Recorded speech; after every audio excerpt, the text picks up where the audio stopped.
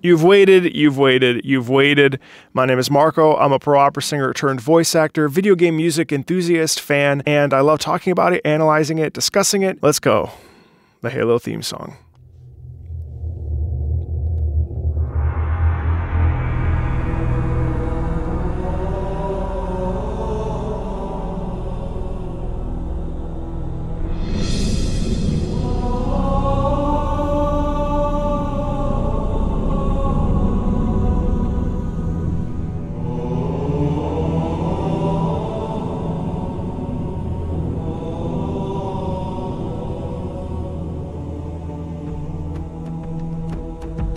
So obviously, I've heard this. We've all heard this theme song. And the thing that I want to point out from a vocal perspective as a performer and as a singer, when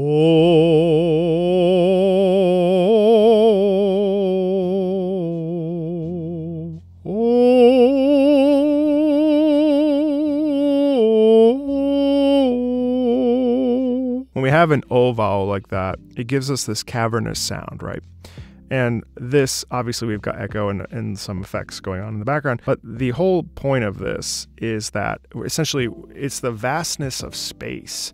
But there is this sort of chant, I hesitate to say religious aspect to it, but there is this like chanting thing that it's like humanity reaching for the stars and arriving, right? And then, I don't know Halo at all, by the way. I've never played Halo. I've played Halo Infinite, like multiplayer, but I've never played like the single player story. And so I don't actually know what happens. I don't even know who Master Chief is outside of like who he is now. So there is this, it's funny because there's a delicate quality to that. Oh, but there is this, I don't know, it's an element of intensity and like discovery. Well, let's keep going.